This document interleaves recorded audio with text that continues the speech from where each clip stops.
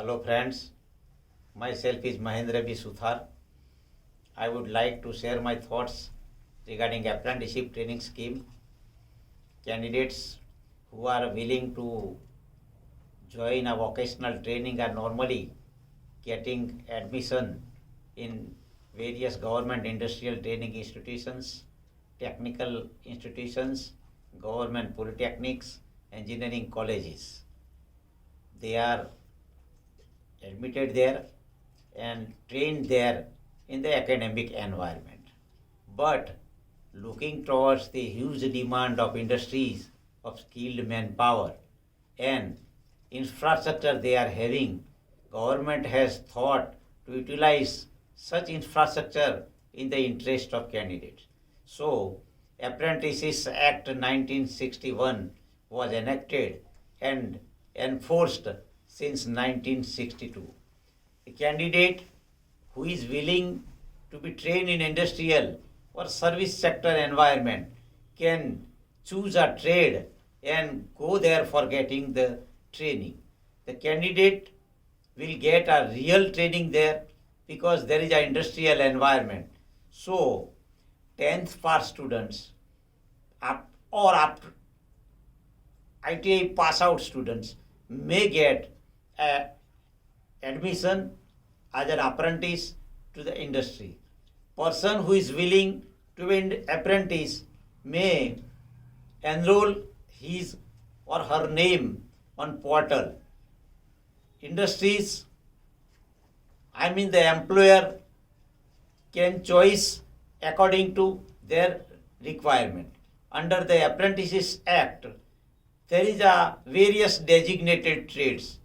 So far the engineering field is concerned, turner, fitter, machinist, welder, refrigeration and air conditioning mechanic, wireman, electrician, such a way in each and every subject field, electrical, automobile, civil, electronics, printing, textiles, various kind of trades are there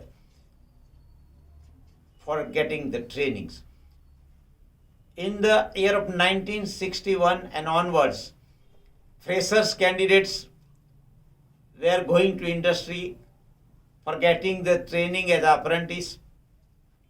After enrolling there, apprentice has to execute a contract with the industry, and apprentice and employer, with their both consent, assistant apprenticeship advisor were registering their contract. During the training period, apprentices were getting the stipend at the rate of 70% of the skilled manpower wages for the first year, 80% of the skilled manpower wages for the second year, and 90% of wages for the third year. During the training, apprentice has compulsorily he has to maintain a self-discipline. He has to complete a 80% physical attendance to appear in the examination, because at the end of training period, the government is conducting a trade test and awarding a certificate to successful candidates. Training periods are prescribed as per the skill requirement, the list of operations to be covered in specific vocational trade. The training period may be 6 months, maybe 1 year, maybe 2 years. During the training period, if industry is closed down by any reason, there is a provision in the act that apprentice may rejoin the other industry for completing the training. If the apprentice is violating the terms and conditions of contract, in breach of terms and conditions of contract, the contract may be terminated by the competent authority. In the 1973, the act was amended and graduates and diploma holders were joining the industry as a graduate engineer and technician apprentice to get the training. By the same way, vocational candidates, those who have passed the vocational stream after 12th standard, were also joining as a apprentice. But from the year 2014, optional trades were introduced. So, industry or service sector, they may choose a candidate as per their requirement. There is a specified skills trades are designated under the optional trade, and they can execute a contract with the candidate. So for apprenticeship training scheme is there. There is a no merit basis, but minimum qualification criteria is fixed. So 10th standard pass candidate may join a certain trade, 12th standard pass candidate may join a certain trades. Qualification criteria is prescribed in such a way. Duration is also fixed. So apprentice is benefited to get all the facilities.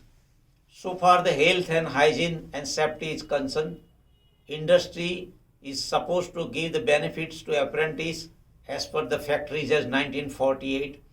So far the injury is concerned, during the course of training, if any apprentice suffered from any injury, so industry is supposed to give compensation as per the Workmen Compensation Act 1923.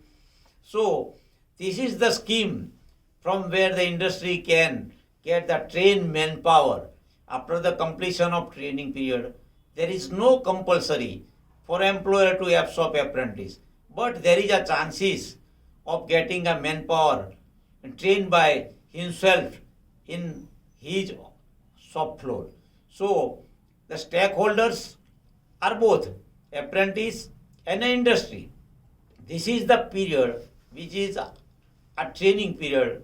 After getting a chance of training, candidates may be join particular that industry or same kind of industry for a regular employment. So this is a beneficial scheme for all. Apprentice, as he is a training, he is not entitled to get any type of other incentives, other benefits, just like a bonus. He is not supposed to do any kind of overtime, and there should not be a scope of any kind of exploitation, because government authorities and assistant apprenticeship advisors and above his rank are monitoring the scheme. So it is useful to all. I think nowadays portal is there. Candidate who is willing to join as an apprentice may apply online. Proposal will be accepted by the industry if the seats is fallen vacant, and after both concerned assistant apprenticeship advisor, those who are working in various ITIs, will approve the contract, and he be a mediator to between the employer and apprentice.